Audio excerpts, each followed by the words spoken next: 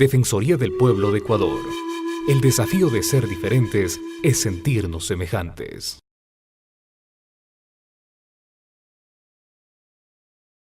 Ahí en el artículo les doy algunas pistas de cómo hicieron algunos países para superar esta cortapisa. Una es a través de la aplicación de algún principio transversal, como no discriminación, diciendo que el principio de no discriminación también abarca las relaciones entre privados. Y la otra que puede ser interesante es, como veíamos ayer, en relación con las afectaciones de privado a privado, el Estado tiene obligaciones de protección, así que decir que, aunque uno no entre directamente en el análisis de relación de privado a privado, lo que hace uno es analizar si el Estado cumplió con sus obligaciones de protección en relación con los privados. Así que, pero me parece que, digamos, de acuerdo a los casos que me mandaron, veo que este no es un problema enorme en Ecuador y que ustedes le entran también a denuncias que están vinculadas con violaciones entre privados. ¿Es así? ¿Sí, no? ¿Y esto surge del mandato de la ley o simplemente de la práctica de la Defensoría? ¿Alguien les impugnó alguna vez diciendo no corresponde una actuación de la Defensoría porque esta es una relación que no involucra al Estado? Hay alguna tradición en algunos países de Latinoamérica, particularmente en México y Centroamérica, que en el mandato de la Defensoría del Pueblo, se llaman Comisión Nacional de Derechos Humanos, se llama en México, se excluyen las relaciones laborales. Así que dicen, el mandato es de derechos humanos, salvo los temas laborales que le corresponden a las instancias de conciliación laboral, etcétera, etcétera. Así que a veces uno encuentra estos recortes en el mandato diciendo algunos temas no puede tratarlos la Defensoría. Pero bueno, veo que ustedes hay claridad al respecto de cuál es el ámbito del mandato en relación con, por lo menos, directrices claras diciendo qué entra y qué no entra. Bueno, así que sobre el mandato no creo que haya enormes problemas y nadie les va a decir no pueden trabajar sobre este tema, están trabajando más allá de su competencia. Así que, ¿alguno tuvo alguna vez problemas en relación con esto? O sea, alguien, por ejemplo, un empleador o un instituto de educación privada, un instituto o un seguro privado de salud que les haya dicho no son competentes, así que ni me molesto en responderles. No ha sucedido. Bueno, una vez que uno sabe que tiene mandato para trabajar sobre esto, lo que me parece que es importante es pensar en relación con las distintas funciones, con las distintas facultades que tienen asignadas las Defensorías del Pueblo, cómo puede entrar el tema de los derechos económicos, sociales y culturales. Y para eso voy a ver, ¿cuál es el marcador bueno para este? Ahí una cualquiera. Cualquiera. Para esto me parece útil usar una metáfora, que es la idea de las escalas, la idea de escala en los mapas. ¿Qué es la escala de un mapa? Cuando el mapa dice escala 1 a 100, ¿qué significa esto? Exactamente, es la relación entre lo representado y la representación. Eso significa, un mapa de gran escala es un mapa que cubre poca superficie, un mapa de pequeña escala cubre gran superficie. Así que lo interesante en esta materia es que las diferentes funciones de la Defensoría tienen relación con diferentes escalas en las violaciones del derecho. Yo diría, por lo menos distinguir tres que me parece importante subrayar. A ver si se ven desde atrás. Vamos a usar el rojo furioso, a ver si con esto. Ahí vamos bien. Bueno, número uno, la escala más básica es la escala individual.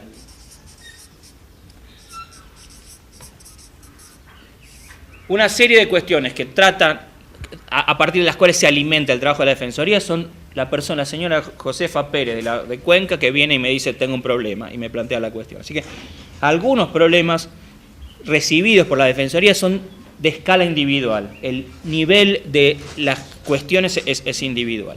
Hay muchos temas vinculados con derechos económicos, sociales y culturales que tienen esta escala. Vamos a ver algunos casos en los que hay esta dimensión. Alguien dice, me maltrataron en el hospital, o me discriminan porque soy indígena, o me dijeron que no hay vacante para mi niño en el colegio, o mi niño está sufriendo bullying por parte del profesor o de los alumnos, o dicen que no cumplo con los requisitos para afiliarme al Seguro Social y me rechazaron la afiliación. En materia de derechos sociales hay una escala que yo llamaría intermedia, que es la escala grupal o colectiva. Y esto porque para satisfacer derechos sociales, aún desde el punto de vista individual, muchos derechos requieren de la existencia de una política pública, un plan o un servicio. Y entonces, si falla la prestación de ese servicio, la relación de la falla del servicio con la afectación no es puramente individual, sino abarca a todas las personas que son posibles beneficiarios de ese servicio. Así que, por ejemplo, nadie piensa en un médico por persona o un profesor por persona. Se piensa en un centro médico para un hospital, un puesto de salud para 10.000 personas o una escuela para 10.000 alumnos. Así que si hay falta de disponibilidad, si falla la calidad, si hay problemas de prestación, los posibles afectados no son individuos en situación de aislamiento, sino que son todos los posibles beneficiarios de ese servicio. Así que hay una detección de casos en los que la afectación tiene que ver con un grupo o colectivo de personas en una situación similar. Esta escala grupal no es general, no es la población entera, así que si en la provincia de Loja hay problemas con la disponibilidad de maestros para el servicio educativo, bueno, probablemente los de Quito no sean directamente afectados por eso. Así que a veces esto puede ser relativamente bien determinado desde el punto de vista geográfico, porque en materia de salud, en materia de educación, etcétera, el país está dividido en distritos y cada uno de los distritos tiene responsabilidad sobre un área geográfica determinada. Cuando hay falla en el servicio, a ese nivel, al nivel grupal, la falla del servicio abarca solo a las personas que viven en ese distrito, no a las que viven en otro. Así que a veces la forma de determinar en qué consiste este colectivo tiene que ver con otras cosas. Por ejemplo, alguien me planteaba el tema de las inmobiliarias. Supongamos que hay una inmobiliaria que ofrece un plan de vivienda prometiendo una serie de viviendas. Entra en relaciones contractuales con una serie de personas que empiezan a pagar sus cuotas y cuando la inmobiliaria no entrega las viviendas o las entrega viviendas de peor calidad. Bueno, ¿quiénes son los afectados colectivamente por las personas que están en la misma situación? Bueno, todos los que entraron en relación contractual con esta empresa, no cualquier habitante de la jurisdicción. Así que un posible nivel de detección de cuáles son los afectados no es puramente individual, sino son todas las personas que forman parte de un cierto colectivo. Y entonces, la afectación de raíz es una afectación común a todas las personas que están en esa misma situación. Supongan que, de nuevo, que hay falta de entrega de cierta medicación en un distrito. Bueno, el grupo, uno podría determinar el grupo en los afectados que tienen la enfermedad o potencialmente pueden tener la enfermedad dentro de ese distrito. Tal vez el mismo problema no se repita en otros. ¿Se entiende esto? La idea de cuál es el ámbito del grupo puede variar. El grupo puede ser muy pequeño, puede ser un grupo de algunas familias, o el grupo puede ser grande en la medida. Y hay un tercer nivel, que yo diría es el nivel general, el nivel vinculado con lo que uno llamaría el estado general del derecho en relación con la política pública.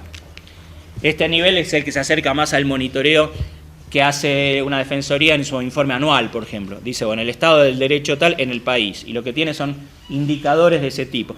Si uno toma el Atlas, por ejemplo, uno encuentra que el Atlas intenta primero presentar un panorama general y después agregar grupalmente en relación en el mapa, en el Atlas, con distritos geográficos.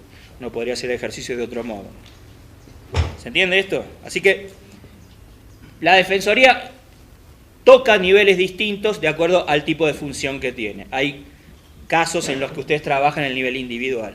Hay algunos casos en los que, por razones de agregación de casos o por razones de detectar inmediatamente en qué consiste la afectación, se dan cuenta de que hay un problema de nivel grupal, no solo individual. Y hay otros casos, particularmente los que están vinculados con el área de investigación, en los que la mirada de la defensoría es el informe, el monitoreo anual, por ejemplo, del estado de un derecho determinado. Así que lo que se hace es salir del plano individual. Imagínense la idea de escala como cuando usan el Google Earth, como cuando uno zoomea y se acerca y se aleja. Si uno hace zoom hacia el caso individual, tiene una persona con nombre y apellido que tiene tal problema. Si uno saca el zoom y ve el mapa del Ecuador, se acerca más al nivel general. Y hay un nivel intermedio en el que no estamos ni en casos individuales ni en casos generales, sino en grupos que son determinados. Así que parte de la eficacia de la tarea de la Defensoría depende de entender en qué nivel nos estamos situando. Hay casos de nivel individual que son resolubles a partir de una recomendación de carácter individual. Hay casos en los que los casos individuales son indicadores de una afectación de tipo grupal, así que en lugar de resolver desde el punto de vista individual, la inteligencia en la actuación es la de entender que hay una afectación de carácter grupal y recomendar soluciones de carácter grupal, aunque el caso haya entrado individualmente. Esto es bastante común. A veces el hecho de la acumulación de muchas quejas individuales en el mismo sentido me da la pauta de que el problema no es de discriminación o de arbitrariedad para un caso concreto, sino que hay un problema que abarca a un colectivo.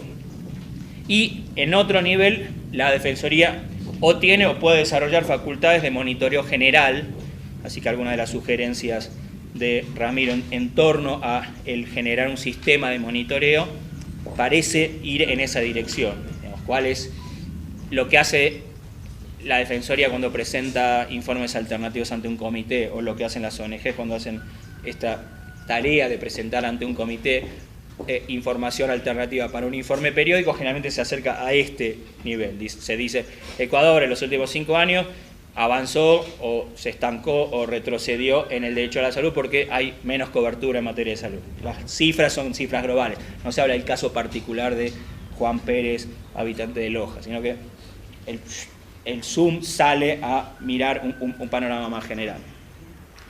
De acuerdo a la distribución de las facultades territorialmente en la Defensoría, es posible que muchos de ustedes trabajen en estos dos niveles y el general esté relativamente centralizado en la investigación en Quito. Pero, bueno, uno puede pensar que hay también relaciones de red y de coordinación entre los distintos niveles. Muchos casos individuales pueden dar la idea de un problema grupal, y si me encuentro que este problema grupal se repite en varios lugares del país, esto es indicio de que hay un problema de raíz general, un problema de defecto en una política pública, falla en la asignación de recursos, etcétera, etcétera. El mapa, el atlas, nos da idea de desigualdades regionales, así que me dice, la política general ha implicado problemas en zonas determinadas porque hay una asignación desigual o una mala asignación de recursos en relación con las categorías que vimos ayer, rural, urbano, indígena, etcétera, etcétera. ¿Está más o menos claro esto? Entonces, la pregunta es, ¿cómo juegan estas categorías, estos distintos niveles o escalas en el trabajo concreto de la Defensoría? Así que miremos algunas de estas cosas que son útiles. En general, los mandatos de las Defensorías del Pueblo son bastante generosos y hay un abanico de funciones que se les piden a la Defensoría. Tal vez el más clásico y el que las delegaciones territoriales tienen es el de atender casos, así que quejas, casos.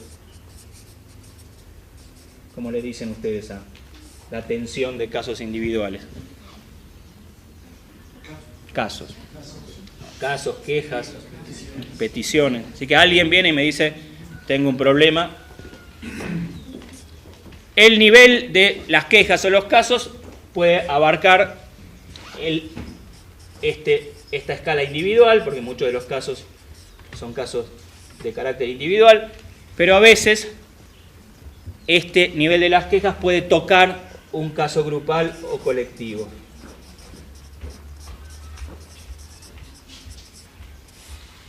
Esto por varias razones. A veces la persona que viene es una persona que viene con una queja individual y lo que tengo es la acumulación de quejas en el mismo sentido que me hacen detectar un problema que va más allá de una arbitrariedad individual. Así que un primer indicio del paso de quejas individuales a un tema grupal o colectivo es la acumulación de quejas similares. Así que si todas las personas con discapacidad en un distrito me dicen no me aceptan al chico en el colegio, bueno, lo que sé es que no hubo un ensañamiento contra el primer quejoso, sino que hay un problema general. La administración hay una falla en la política pública que hace que todas las respuestas a casos similares sean parecidas. Hay alguna otra forma en que se inician casos colectivos, que es que el principio de informalismo en materia de quejas en la Defensoría del Pueblo no restringe la presentación de quejas a los casos individuales, a que el agravio sea individual. Así que hay muchos casos en los que alguien viene presentando una queja representando un grupo, dice todas las familias, así que es el señor Juan Pérez, pero no dice el afectado individual soy yo, sino dice yo vengo a representar a todas las personas que están en la misma situación.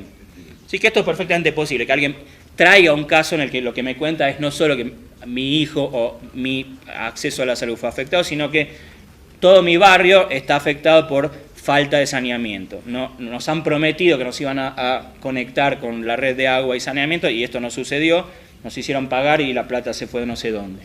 Así que este no es un caso individual, sino es un caso colectivo porque, a diferencia de las acciones judiciales en que uno tiene que encuadrar muy claramente quién es el actor y a quién representa, en materia de quejas defensoriales o casos defensoriales rige un cierto principio de informalismo. No le digo, bueno, a ver, encuádrese colectivo, individual, esto lo hago yo.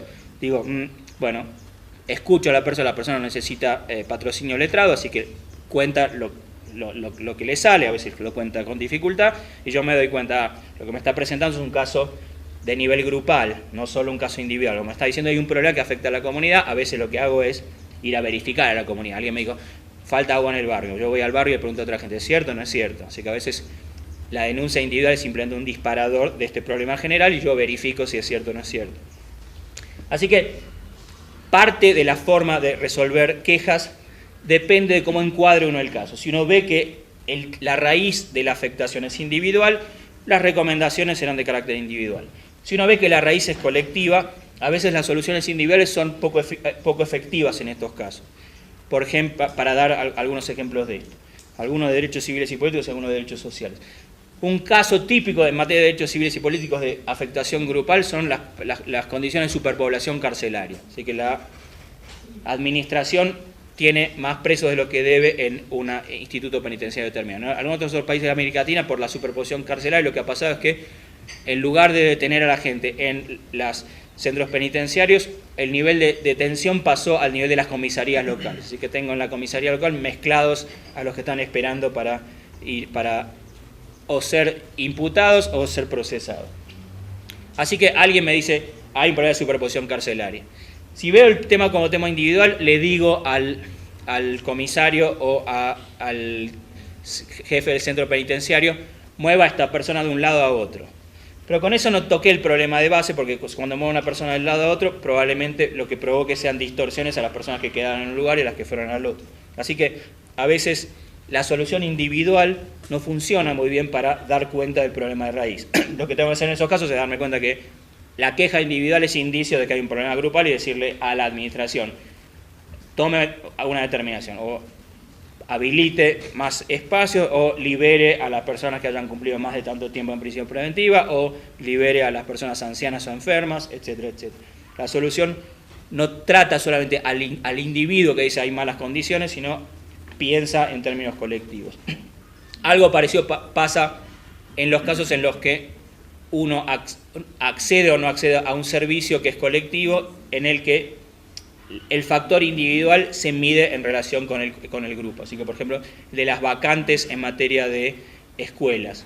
Si yo le digo a alguien, meta a mi chico en el colegio porque no me permitieron tener la vacante, probablemente lo que logre en ese caso es que el aula se superpueble. Así que ese problema no es solo individual, sino es un problema colectivo, es un problema de arreglo vinculado con la adecuación del servicio a la cantidad de gente que debería ser objeto y beneficiario de la educación. Sí. Esto es perfectamente posible. En muchos casos, cuando alguien se presenta individualmente en representación de un colectivo, el tipo de arreglo de remedio implica soluciones de los dos niveles. A veces premio a la persona diciendo indemnice a la persona y además tome medidas que logren una solución de carácter colectivo. Así que, pero digamos, el sentido del remedio de carácter colectivo es finalmente una función del goce individual. Si hay número suficiente de vacantes, entonces el individuo va a gozar del derecho. Lo que es importante es ver que detrás de un caso individual es posible que haya cuestiones colectivas. A veces no hay, es el problema que las autoridades ensañaron con tal alumno porque les parece que tiene mala conducta, que le va a traer problemas, etcétera, etcétera. Así que no hay un problema colectivo, sino hay un problema individual. Lo que es importante es detectar cuando la raíz de un problema va más allá de un caso individual. ¿Está claro esto? Así que es útil para pensar los casos que vamos a discutir después, tratar de detectar esta relación. Si se trata simplemente de una afectación de raíz individual o si es una violación que además del caso individual pueden afectar a otro grupo que está en una situación similar. ¿Qué otras funciones tienen las defensorías? ¿Qué otras cosas hacen además de recibir quejas individuales? ¿Qué otras facultades tiene? Bueno, vamos en orden de... Bueno, empecemos con promoción. En general, la promoción tiene por definición carácter colectivo y no individual. No hago promoción solamente individual, aunque a veces puede suceder que tengo un servicio de consultoría para que vengan los jóvenes a consultar. Pero la medida de la promoción es una medida generalmente pensada en términos de campañas, así que por definición el objetivo de mi tarea de promoción es de carácter colectivo y no individual. Así que esto puede variar, a veces puede ser de carácter general, lo que hago es una campaña general sobre el embarazo adolescente, una campaña general sobre el acceso a anticonceptivos. A veces lo que hago es una campaña de nivel local porque hay un problema específico en una jurisdicción que no necesariamente se traslada a otros lugares. Así que la idea de promoción puede implicar tanto el nivel grupal como el nivel general. Por lo común uno piensa campañas más o menos, si uno tiene que producir materiales, etcétera, la forma de planificar las tareas de promoción, por ejemplo, campañas radiales, campañas de alfabetización jurídica, la producción de materiales como folletos, etcétera. ¿Qué otras formas de promoción en ese sentido han desarrollado la Defensoría? Bueno, talleres, foros, digamos, a veces uno puede pensar en una campaña general que tenga eventos concretos, así que cada evento representa esa idea general. A veces, bueno, representa una delegación de la Defensoría, piensa en una campaña particular por un tema que es específico de esa región y no es general. Así que estas son... Bueno, digo, ahí la pregunta es en qué medida uno podría extender ese tipo de taller a algunos temas que todavía no han tratado. Por ejemplo, vincular la cuestión. La mayoría de los vendedores ambulantes son trabajadores autónomos, así que, bueno, incluir temas, ahí están afiliados al seguro, ¿no? ¿Por qué no se afiliaron? ¿Qué ventajas tendría afiliarlos al seguro? Estos son, o sea, incorporar dimensiones de derechos sociales cuando ya tienen una interlocución con un sector determinado. Así que ahí hay uno interesante. Digamos, ese es un buen ejemplo. Digamos, ahí hay un tema específico de condiciones laborales en un sector específico. Los conductores de buses generalmente están sometidos a problemas de estrés brutales y a problemas de salud. El estar 8 horas sobre un camión genera problemas terribles de columna, etcétera, etcétera. Así que el acceso al seguro social, el acceso a ciertos beneficios, el acceso a las prestaciones, además es útil presentarlo en términos de la mejora de las condiciones de los choferes va a redundar en una mejora en la prestación del servicio para la ciudadanía. Así que no es solo una cuestión de confrontar al chofer contra el dueño del bus, sino pensar en el interés colectivo, en el interés general. Bueno, ahí digamos, tenemos buenos ejemplos al respecto de esto. En este caso el nivel ha sido un nivel territorial. Uno puede pensar en cómo extender replicar estas prácticas, estos talleres en algunos otros lugares en los que haya problemas similares. Bueno, así que esto con respecto a promoción. Déjenme entrar en un tema que interesa particularmente, que es, vamos a ver qué nombre le dan ustedes, pero en países distintos del mundo, además de la toma de casos individuales, las defensorías del pueblo tienen la facultad de realizar investigaciones monográficas o investigaciones temáticas. Bueno, perfecto. Esto capta muy bien dos dimensiones de esta idea, que es me salgo del caso individual y miro una situación que puede ser o bien general o una situación grupal. Y esto generalmente tiene dos entradas distintas.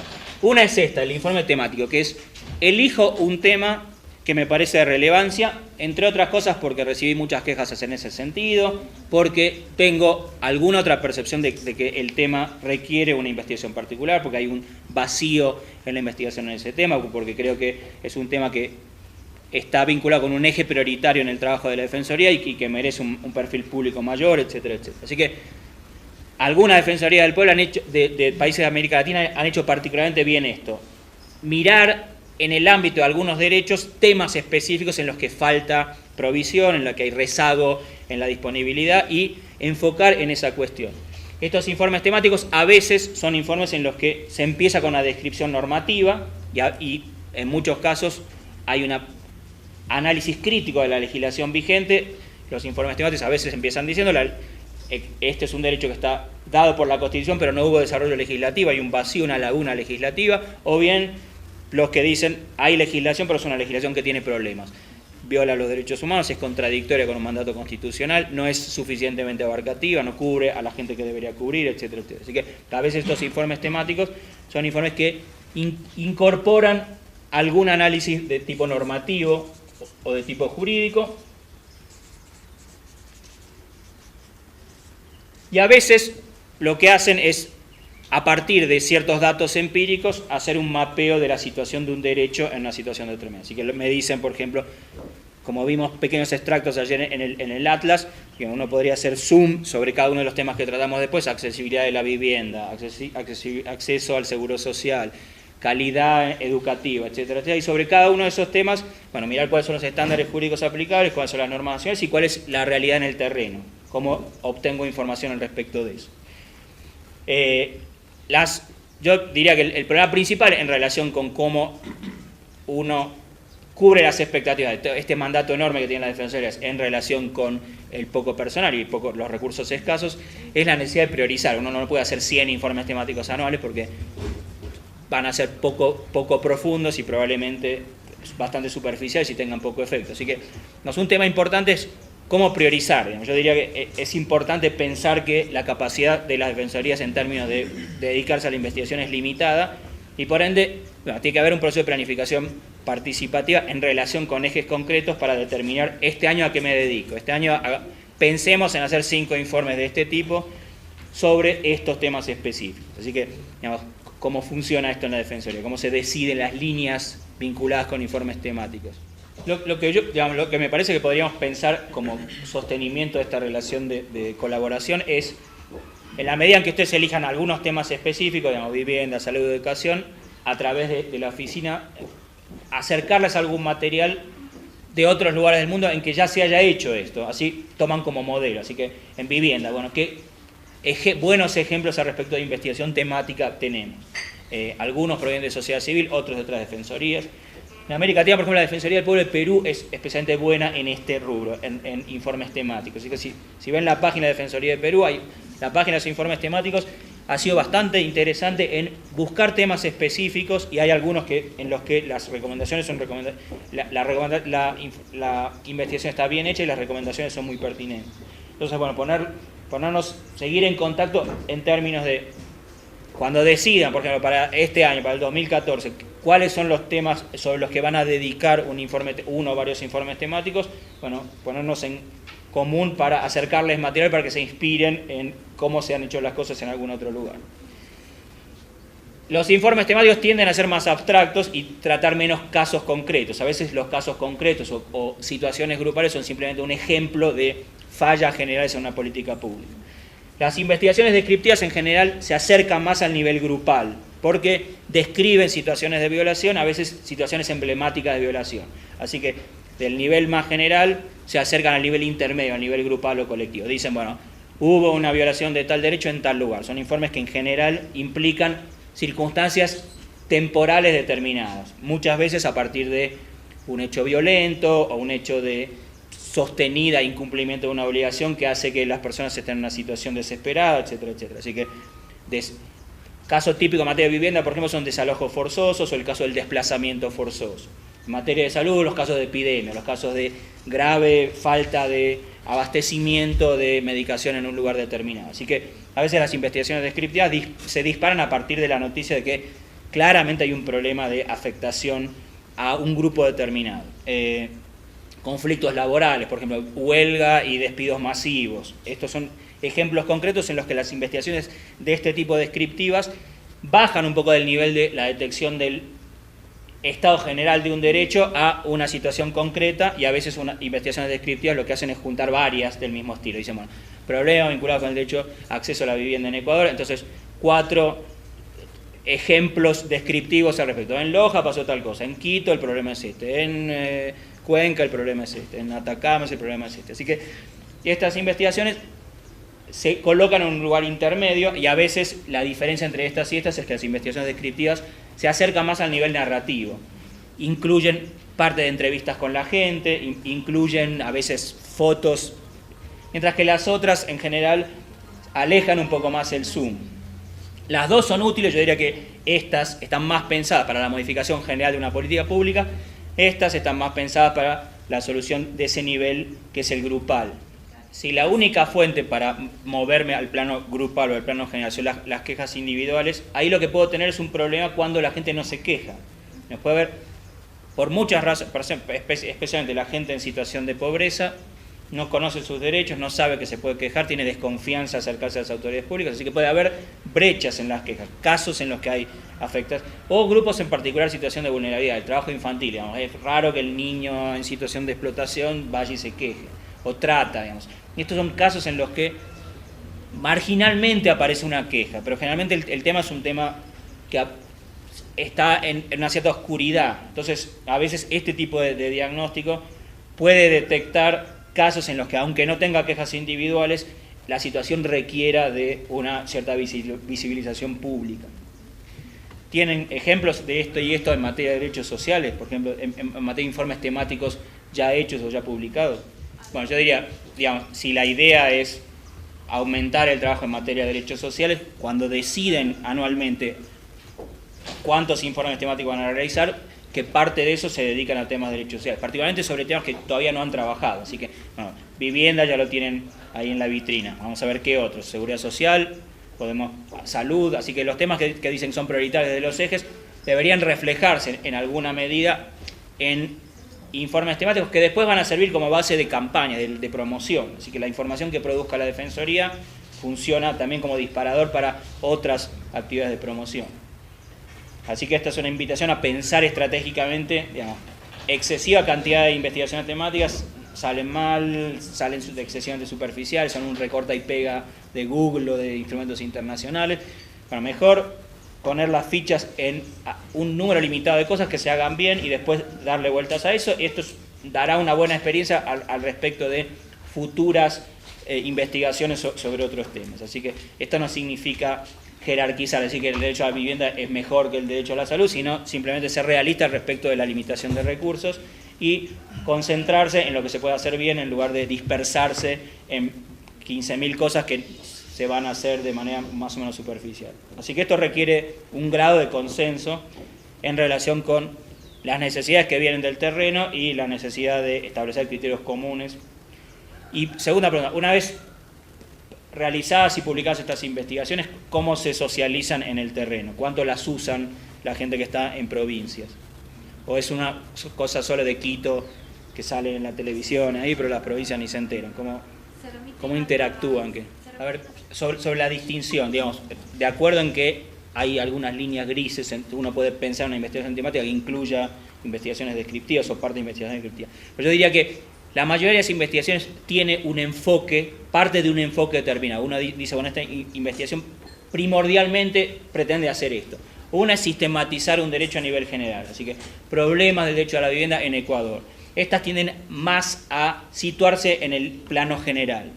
Otras dicen, lo que me interesa es documentar esta situación. En el hospital tal, hubo 3 muertos por falta de atención. Así que el encuadre depende un poco del que propone la investigación. Empezar por lo general y ahí las descripciones simplemente serán ejemplos de esta situación general o poner zoom en una situación particular. Entonces, uno puede combinar las dos cosas, pero a veces esas combinaciones salen un poco como Frankenstein, porque uno empieza con cosas muy generales y después aterriza demasiado en un tema particular y no se ve la conexión entre una y otra.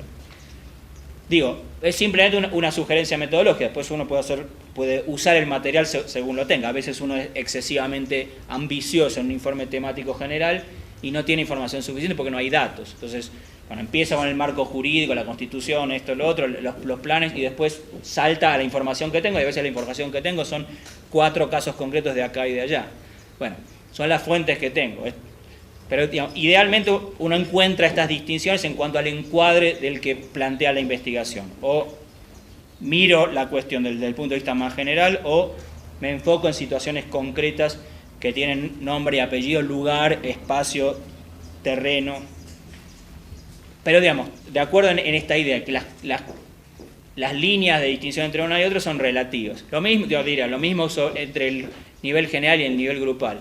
Si uno define el grupo como una población nacional entera, la diferencia entre grupal y nacional es más sutil. Pero, digamos, como modelos tipo, uno puede decir, bueno, es claramente diferenciable el grupo de personas que gozan de beneficios del hospital tal a la población general del Ecuador. Entonces, ¿dónde se sitúa uno en la investigación? Bueno, echa luz al respecto de temas distintos. Yo diría que también este tema de algunas metodologías son más afines a los niveles descriptivos porque se acercan más al nivel cara a cara. Dicen, por ejemplo, la señora tal, o sacó fotos del lugar, etc. Las investigaciones generales o temáticas alejan el zoom un poco, entonces los casos individuales o las situaciones individuales se diluyen un poco en datos más generales.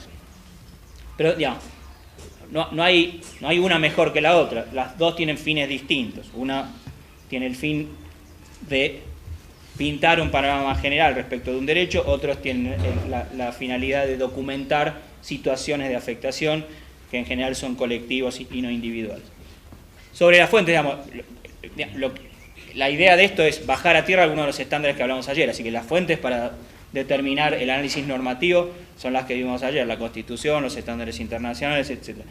Sobre los modelos de investigación empírica, bueno, digamos, tampoco hay que reinventar la rueda. Todos ustedes tienen alguna guía al respecto de cómo documentar casos. Digamos, se limitan solamente a las cosas que les viene a contar la persona que se queja. Bueno, generalmente no, hay un mecanismo de verificación de los hechos. Voy al terreno, obtengo testimonios cruzados, consulto a la autoridad a ver si es cierto o no es cierto. Así que, pero, digamos, hay una diferencia entre resolver un caso individual y enfocar la tarea de un informe temático. Ya, por eso hay diferencia en cuanto a las funciones. Unas las cumplen a nivel local y otras están relativamente centralizadas en Quito. Una actividad se parece más a la actividad de investigación académica, por ponerle algún nombre, aunque es una investigación no de académica pura, sino aplicada. La otra se parece más a la asistencia individual en términos de casos concretos, a la actividad de asistencia concreta en casos concretos. Vamos a ver un poco más en lo que viene sobre algunas técnicas particulares, como las maneras de monitorear políticas públicas y legislación, y el uso de indicadores, que pueden ser algunos otros elementos para enfocar estos informes temáticos. A estos, que son más bien iniciativas de una defensoría para enfocar en ciertos temas, generalmente se le suma el hecho de que la defensoría tiene una obligación de presentar, a veces ante el Parlamento, a veces ante el presidente o a veces ante la opinión pública, un informe defensorial anual. Así que esto pasa con ustedes. Son dos denominaciones distintas de una tarea de investigación, que es diagnóstico, significa un análisis adecuado respecto de ciertos hechos y una evaluación normativa de si existen o no violaciones o problemas, etcétera, etcétera. Así que diagnóstico en general significa detección de problemas. La detección de problemas puede no volcarse en una investigación descriptiva porque la guardo en términos de un memo, pero de lo que estoy hablando acá son de algunas tareas que cumple la Defensoría en términos de socialización pública de un cierto producto. Así que cuando el diagnóstico, además, está documentado y se socializa públicamente, se produce como informe sobre la situación de los desplazados después de los derrumbes de tal lugar. Bueno, eso que parte de un diagnóstico se ha convertido en una investigación descriptiva. A veces el diagnóstico puede ser un diagnóstico mínimo. Le pido a la gente que me mande en 4 páginas los temas el punteo de temas que les parece emergente. Este puede ser un diagnóstico hecho de forma relativamente casera que sin embargo me alerta sobre ciertos temas. Pero eso difícilmente sea una investigación descriptiva. La investigación parece requerir por lo menos un nivel de articulación y de presentación un poco más concreto y un poco más objetivo que ese simple diagnóstico. Así que el diagnóstico, yo diría, puede ser el primer paso para pensar una investigación, pero no todo diagnóstico es necesariamente una investigación descriptiva en el sentido en que lo estamos planteando acá, que es un producto que sale con la chapa de la Defensoría como evaluación de una situación de hecho y evaluación normativa sobre la situación y recomendaciones para superar las situaciones de afectación o violación. Nosotros habíamos sugerido que al final de mañana, después de terminar con las sesiones sobre temas específicos, tengamos un cierto espacio para pensar hacia el futuro, digamos, y un espacio para ustedes, para reflexionar de las cosas que discutimos, en qué medida están reflejadas en la estructura de la Defensoría y cómo se podría optimizar esa asignación de funciones y el intercambio de información entre distintos niveles. Qué cosas hay que mejorar, así que ahí hay una que parece interesante, que es, bueno, que no haya desconexión entre lo que se produce a este nivel y lo que se produce a nivel regional, que exista socialización de ese material para no reinventar la rueda, digamos, para saber qué están haciendo otros compañeros en el mismo sentido. Lo mismo sobre resolución de casos, digamos. Si en sedes de provinciales o departamentales están resolviendo casos en el mismo sentido, esa información es útil para los que reciben casos similares en otro lugar. Así que es bueno tener una base de datos común para saber dónde están los casos y para comunicar a la gente de un lugar a otro para que solucione sus problemas. Así que estas son cosas que empiecen a notar para pensar, para discutir mañana. Digamos, qué cosas están bien estructuradas, qué cosas en este proceso de reestructuración merecerían mayor atención para actuar en red y mejor optimizar el trabajo de todos. Bueno, pasaba a lo del informe anual. En general, mi experiencia es que bajo la idea de informe anual, las defensorías hacen dos cosas distintas. Unas, lo que hacen es un balance del trabajo de la defensoría en el año. Así que lo que hacen es recopilar lo que hizo la defensoría y después presentarlo públicamente. Dicen, recibimos tantos casos, hicimos tantas cosas, hicimos tales presentaciones públicas, etcétera, etcétera. Este es un modelo que yo le llamaría informe balance. Cuento a la ciudadanía lo que hice, cuántos casos resolví, qué recursos tuve, etcétera, etcétera. Un segundo enfoque de los informes anuales es lo que yo llamaría diagnóstico de la situación de derechos humanos durante el año. Así que más que decir qué hice la Defensoría, lo que hace ese segundo modelo es contar, hacer un diagnóstico de los problemas fundamentales sucedidos durante el año en materia de derechos humanos. Así que más que en mirarse el ombligo y decir qué estuvimos haciendo nosotros, es una especie de puesta en común al respecto de la percepción de la Defensoría, al respecto de cuáles son los problemas fundamentales de derechos humanos en el país. Bueno, piensen ustedes en cuál de estos dos modelos encajan los informes de la Defensoría. Lo que diría del segundo modelo, que me parece, digamos, el primer modelo dará cuenta al reporte de cuánto han trabajado en temas de derechos sociales, porque, por ejemplo, si uno discrimina en términos de la cantidad de quejas sobre temas, como veíamos en la torta presentada ayer por Isabel, bueno, ahí hay tantos casos sobre salud, tantos casos sobre vivienda, etcétera. Esto me dará una idea al respecto de qué trabajo ha tenido la Defensoría, o dar cuenta respecto de cuántas investigaciones se publicaron, etc. El otro modelo requiere, más que acumular información sobre lo que hicimos en el año, una mirada más estratégica del informe anual, y yo diría, cuando uno trabaja en materia de derechos sociales, a veces, y este es el modelo, por ejemplo, hemos trabajado con la Institución Nacional de Derechos Humanos de Chile, que dijo, bueno, el próximo informe anual queremos poner temas de derechos sociales. Entonces podemos discutir qué pueden hacer. Y dijeron, para este informe anual vamos a priorizar dos derechos, derecho a la salud y derechos laborales. Vamos a no hacer capítulos sobre todos los derechos posibles, sino empecemos con eso. Y entonces, en el informe de este año, decir sobre derechos sociales, estos son los datos generales, pero hay dos derechos sobre los que nos vamos a centrar y dedicar en el informe capítulos específicos sobre esos dos derechos. El próximo año agarramos otros dos, vivienda y educación. El próximo año seguridad social y algún otro. Así que ese es un modelo posible para, digamos, no ahogarse en un vaso, no decir, bueno, hay 20 derechos sociales en la Constitución y tengo que reportar sobre todos, esto es imposible. De nuevo, priorización. Tengo recursos escasos y la necesidad de enfocar en algunos temas en particular, sin que esto significa priorizar, decir que uno es mejor que otro. Bueno, el año que viene me dedico a otro derecho, el año que viene me dedico a otro derecho. Y el enfocarme en algunos en particular este año, tal vez me genere experiencia al respecto de cómo trabajar en esos en el futuro. Con el trabajo con la Institución de Chile, cuando dijeron vamos a enfocarnos en estos dos derechos, generó el problema de qué indicadores hay al respecto. Entonces hubo una discusión concreta sobre indicadores de esos dos derechos. Como vamos a ver más tarde, un cierto problema de complejidad de los indicadores es que si uno se pone a hacer indicadores para todos los derechos existentes en la Constitución, que son muchos, bueno, no termina más. La Defensoría del Pueblo se convierte en un instituto de investigaciones. Bueno, piensen ustedes qué modelo tiene el informe anual, si es más un balance de actividades o si es un diagnóstico de la situación de derechos humanos en el país, y qué papel podría tener ese informe anual en términos de visibilizar los derechos sociales. Cuánto espacio les dedico, cómo figuran los derechos en el espacio del informe anual. Así que uno podría mirar los informes anuales anteriores y hacer un balance crítico, es decir, hubo poca atención a estos derechos, del informe anual no saco mucho, no me entero mucho de cómo están los derechos sociales en Ecuador. Este es otro espacio en el que uno diría, el informe anual, si la Defensoría tiene una visibilidad pública importante, etcétera, es un momento interesante en el año para poner temas en la agenda o para subrayar ciertos temas en la agenda. Si los medios de comunicación le prestan atención, si hay un espacio de debate público con el Parlamento o con los ministerios, bueno, es útil usar estos espacios públicos porque la Defensoría no está todos los días en la prensa. Así que, bueno, usar esos espacios con un producto que sea interesante, más que con una recopilación medio administrativa de datos que que simplemente dan cuenta de cómo usé la plata durante el año. Bueno, generalmente el informe anual toca este nivel más general o colectivo porque en lugar de situaciones concretas da cuenta al respecto del trabajo de la Defensoría durante un año entero y del diagnóstico de la Defensoría en el periodo que cubre el informe anual. Sobre esto, ¿quién hace el informe anual en la Defensoría? Cada provincia hace un informe y después lo...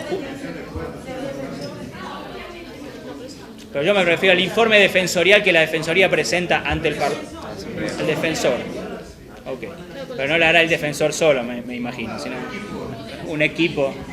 Y eso es centralizado, se hace en consulta con las provincias, así que yo creo que esta es una relación importante. Y aún en ese sentido hay necesidad de priorización, no se puede llevar judicialmente todos los casos en los que hay una investigación. Así que la pregunta es ¿cuáles llevo? Vamos a discutir eso mañana en términos de litigio estratégico, cuáles son criterios de litigio estratégico. Así que eso... Pero hay algunas otras cosas que hacen la Defensoría, yo diría que hay una interesante que es, las Defensorías en muchos países cumplen tareas de mediación social. Lo que hacen en conflictos concretos es a veces impedir que se generalice la violencia y tratar de establecer puentes entre sectores en conflicto. A veces de esto surge un pequeño informe, etcétera, etcétera, pero la tarea importante es la tarea de poner el pecho para que no haya sangre. Así que en momentos en que hay criminalización de la protesta social, conflictos sociales que pueden desencadenar en violencia, tomas, huelgas, cortes de ruta, etcétera, etcétera, las defensorías a veces cumplen este papel de tratar de evitar que corra sangre y atemperar un poco los ánimos y tratar de lograr una solución. Y en muchos casos estos temas de mediación, digamos de mediación social, no en el sentido de la mediación en sentido técnico, sino en el sentido de apaciguamiento de un conflicto y el intento de conciliar intereses o de establecer puentes para obtener una solución del conflicto.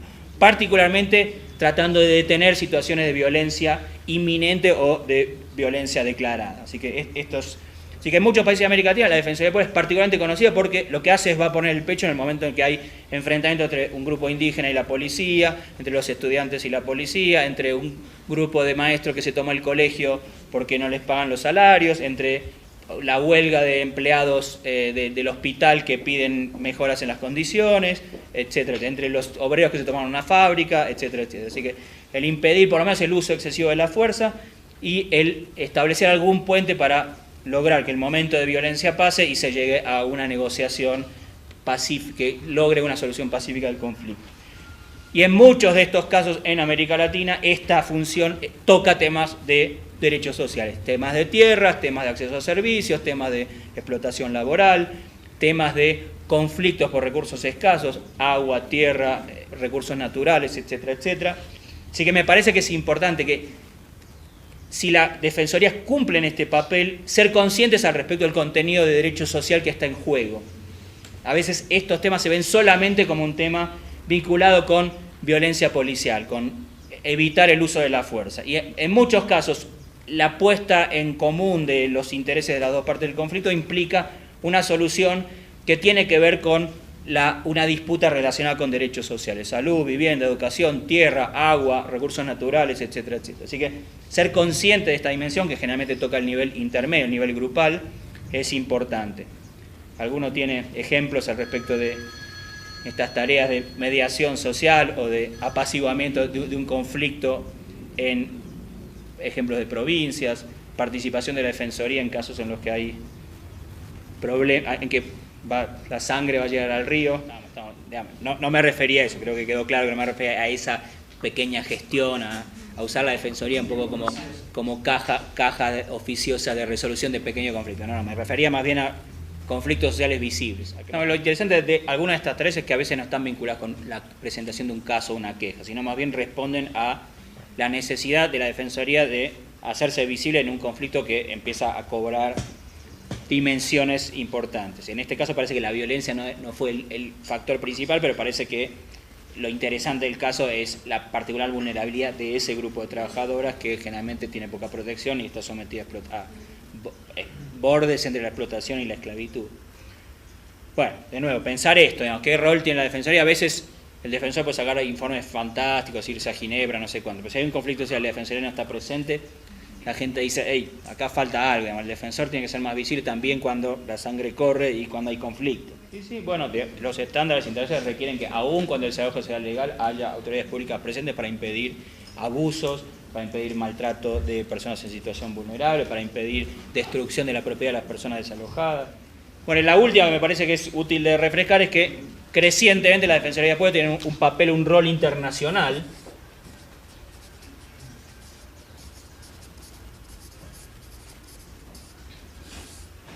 Y esto en dos sentidos. Uno, en el sentido de las defensorías tienen una responsabilidad en el seguimiento del cumplimiento de recomendaciones internacionales hacia adentro, así que cuando Ecuador es examinado por el examen periódico universal o por los comités de Naciones Unidas o por los relatores, de las recomendaciones que surgen, las conclusiones finales o recomendaciones que surgen de ese informe, hay un rol de la Defensoría en el seguimiento de esas recomendaciones. Ayer, bueno, Patricio y los compañeros acá discutieron si esto le correspondía a la Defensoría, al Ministerio del Interior, si es una responsabilidad conjunta, cuál es el papel de la Defensoría en esto.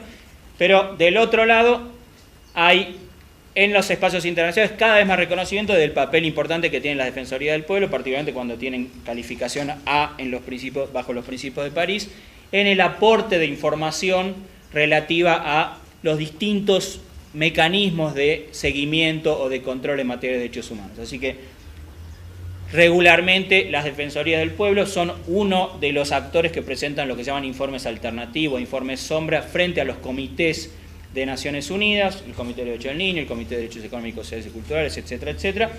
Uno diría que esa información no puede surgir de la nada, sino que es una forma de sistematización concreta de la información ya producida antes. Así que lo que produzco para el Comité de los Derechos del Niño no puede salir de una investigación completamente separada del trabajo que ya ha hecho la Defensoría, sino más bien de una síntesis del trabajo ya hecho sobre ese tema particular.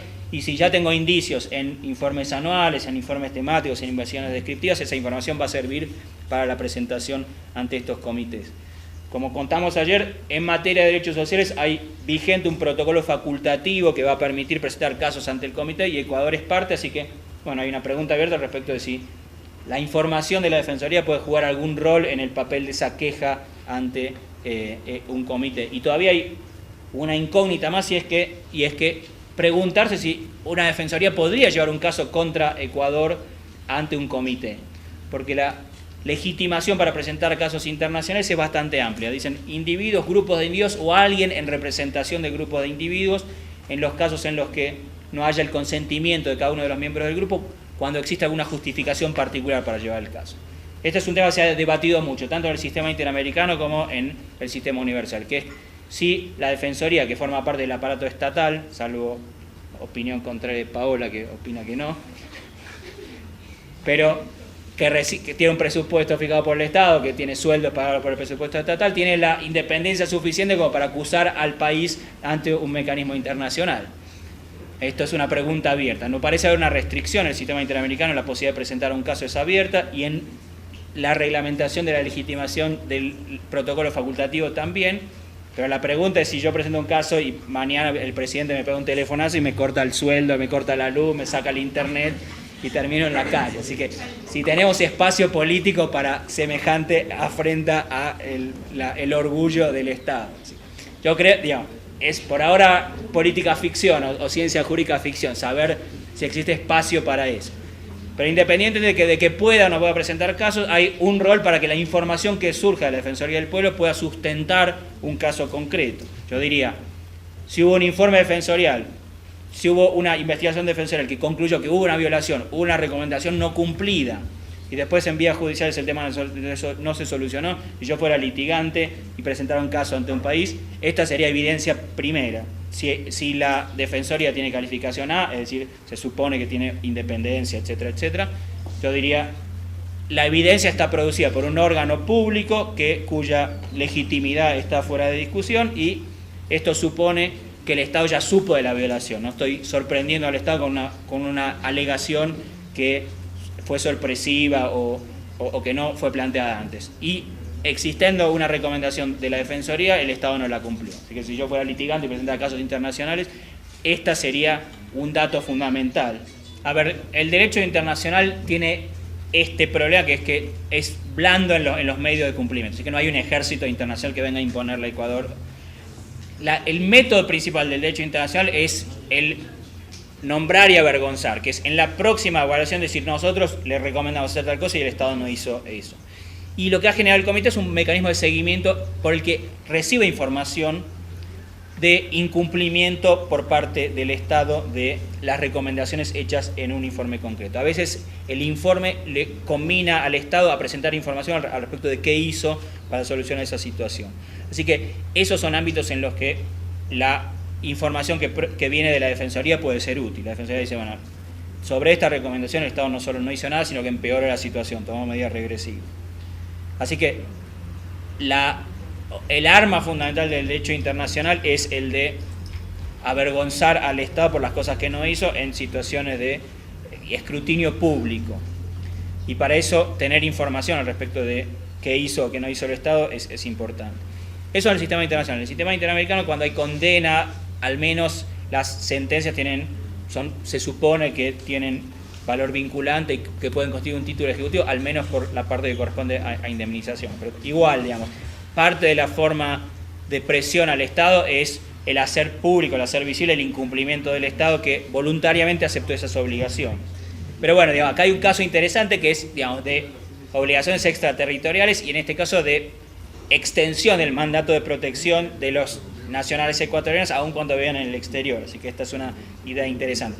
Bueno, hay que explorar eso, digamos. ¿Podría la delegación de la Defensoría del Pueblo en España llevar un caso ante el Comité de Derechos Sociales contra España, representando a los ecuatorianos? ¿En qué medida el trabajo de la Defensoría puede funcionar también en términos de aportar información cuya calificación no es información de cualquier vecino, sino es una información que surge de un órgano calificado con grado A bajo los principios de París? Se supone que es información confiable, bien organizada, verificada, etcétera, etcétera, en ámbitos internacionales. Así que hay una creciente participación de Defensoría del Pueblo cuando el país se lo somete a examen ante el examen periódico universal o ante los comités, etcétera, etcétera. Y me parece que esto es aplicable también al caso de los derechos sociales. Así que pensar cuál es la estrategia internacional de presentación de información en estos casos es importante. Digamos, la actuación internacional de los defensores no es solo irse a congresos y a juntarse con sus colegas en lugares distintos del mundo, sino ser efectivo en términos de presentación de esta información hacia afuera, y para eso hay que tener una estrategia clara de dónde quiero incidir. Así que tener claro cuál es el cronograma de los próximos exámenes de Ecuador ante los distintos sistemas es importante. Pensar cómo voy ya macerando la información que se produce a nivel nacional para traducirla en términos de información alternativa entre los comités puede ser interesante, la participación del examen periódico universal también, etcétera, etcétera. Así que esto conecta el trabajo que se hace a nivel local, el caso de Loja o el caso de Atacames, con cómo esa información se empaqueta para presentar a nivel internacional. Hay que ser conscientes de ese posible plus del trabajo de la Defensoría más allá de las fronteras del país. Defensoría del Pueblo de Ecuador. El desafío de ser diferentes es sentirnos semejantes.